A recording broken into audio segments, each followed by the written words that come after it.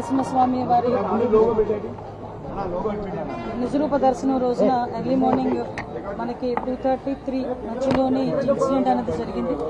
యాక్చువల్గా ఇన్సిడెంట్ కూడా 2 o'clock చాలా హెవీ రైన్ ఒకటి స్టార్ట్ అయింది. అందరికీ తెలుసు, చాలా పెద్ద గాలి దుమారంతో చాలా ఉరుములు మెరుపులతో కూడిన భారీ వర్షం అయితే వచ్చింది. ప్రాథమిక నివేదిక ప్రకారం ఆ వర్షం ఏదైతే వచ్చిందో వాటర్ అంతా కూడా ఆ లూజ్ సాయిల్ మూలాన వాటర్ అంతా కూడా కొంచెం లోపల దిగి ఆ గోడ కూలింది అన్నది ఒక ప్రాథమిక సమాచారం ప్రకారం వచ్చిన నివేదిక. ఇంకా కూలంకషంగా మా వాళ్ళందరూ కూడా ఒకసారి ఎంక్వైరీ చేస్తున్నారు. అట్ ద సేమ్ టైం అక్కడ 300 రూపీస్ క్యూ లైన్ ఉంది. ఆ క్యూ లైన్ అక్కడ జస్ట్ కరువు ఉంటుంది అనమాట. అంతవరకు అంత హెవీ క్రౌడ్ కూడా లేరు. ఫస్ట్ కరువు మూలాన ఒక జస్ట్ కొంచెం క్రౌడ్ అక్కడ ఉన్నారు. అది మూవ్ అవుతూనే ఉన్నారు. ఎక్కడ కూడా మనకి ఆగిపోవడం కానీ అంటూ ఏం లేదు. చాలా అన్ఫార్చునేట్ థింగ్, ఆ గోడ పడిపోవడం వలన సుమారుగా 7 ప్రాణాలు కోల్పోవడం జరిగింది. అందులో 4 పురుషులు ఉన్నారు, 3 స్త్రీలు ఉన్నారు. ఇంకా మిగతా రెస్క్యూ ఆపరేషన్స్ కూడా జరుగుతున్నాయి. ఈ సంఘటన జరిగినది అని తెలిసిన వెంటనే ఇమీడియట్గా ఎస్డీఆర్ఎఫ్ బృందాలు, ఫైర్ డిపార్ట్మెంట్, పోలీస్ డిపార్ట్మెంట్, అదేవిధంగా ఇక్కడ పనిచేస్తున్న వాలంటీర్స్ చిన్నపిల్లలైనా వాళ్ళకి చేతులెత్తి దండం పెట్టాలి. నిజంగా వాలంటీర్స్ అయితే ఇమీడియట్గా కొంతమందిని బయటకు తీసుకొచ్చి అప్పటికప్పుడు హాస్పిటల్ కూడా తరలించారు. ఎన్డీఆర్ఎఫ్ టీం కూడా ఆన్బోర్డ్ అయింది. ఎన్డీఆర్ఎఫ్ టీములు 2, ఎస్డీఆర్ఎఫ్ టీంలో ఒక 2, fire department and police department అందరూ కలిసి రెస్క్యూ ఆపరేషన్స్ కూడా చేస్తున్నారు. మొత్తం అంతా క్లియర్ చేస్తున్నారు అందరూ కూడా.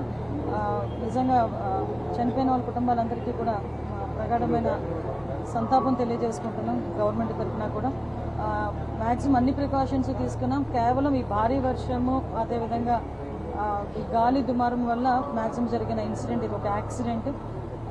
దయచేసి ఇంకా ఫర్దర్గా డీటెయిల్స్ అన్ని వస్తాయి. అన్ని యాంగిల్స్ నుండి మేము దర్యాప్తు చెప్తామండి. ఇది ఏ టైంలో కన్స్ట్రక్ట్ జరిగింది, ఏ స్కీమ్లో కన్స్ట్రక్ట్ జరిగింది, ఎవరు కాంట్రాక్టరు, ఎవరు ఇంజనీరు, ఎవరు క్వాలిటీ కంట్రోల్ ఎవరు చేశారు, ఎవ్రీథింగ్ మేము ఇందులో ఎంక్వైరీ చేసుకుంటాం. ఎందుకంటే ఇక్కడ ప్రాణాలు కోల్పోయారు, ఈజీగా వదిలేయాల్సిన అవసరం ఏం లేదు. ఇందులో గవర్నమెంట్ కూడా చాలా సీరియస్గా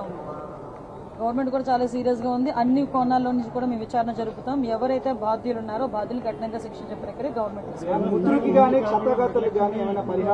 ఇప్పుడు ఇంకా మేము ఐడెంటిఫై చేసుకుంటున్నాం. కంపల్సరీగా గవర్నమెంట్ నుంచి వాళ్ళు ఇంజురీస్ అరౌండ్ ఒక 3 members అలా కనిపిస్తున్నారు. ఇంకా మనకి మొత్తం లిస్ట్ వస్తుంది.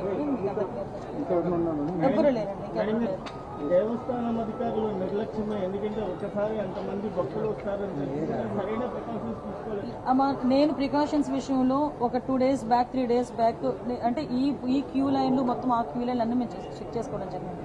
ఇది అన్ఫార్చునేట్ థింగ్. అక్కడ గోడ ఉంది. ఆ గోడ పిల్లర్తో కట్టాడా, సిమెంట్తో కట్టాడా, బ్రిక్తో కట్టాడా అన్నది ఎవరు కూడా మేము చూసుకోవడానికి మాకు. కానీ విషయం ఏంటవుతుందంటే అక్కడ విపరీతంగా వర్షం పడింది. మీకు తెలుసు, మీరు ఆ టైంలో ఉన్నారు. నేను కూడా వర్షంలో తలుచుకుని దర్శనం చేసుకుని వచ్చాను.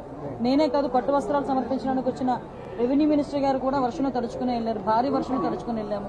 ఈ వర్షం నేను దర్శనం చేసుకుని బయటకు వచ్చాను. ఇలా ఇన్ఫర్మేషన్ వచ్చింది గోడ కూలిందని. 1 or 2 ఇంజురీస్ అన్నారు. అయినప్పటికీ కూడా నేను వచ్చి చూస్తానని చెప్పి నేను పుట్అవుట్ని వచ్చాను.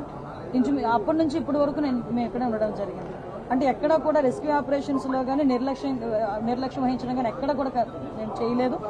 ఇమీడియట్గా క్షతగాతులు ఎవరైతే ఉన్నారో వాళ్ళందరినీ కూడా హాస్పిటల్కి తీసుకెళ్లి మేము పంపించడం జరిగింది. మిగతా రెస్క్యూ ఆపరేషన్స్ కూడా జరుగుతున్నాయి. ప్లీజ్ మిగతా అన్ని కార్యక్రమాలు చేసుకోవాలి. అందరూ కూడా బాగున్నారండి. క్షతగాతులు అందరూ అవుట్ ఆఫ్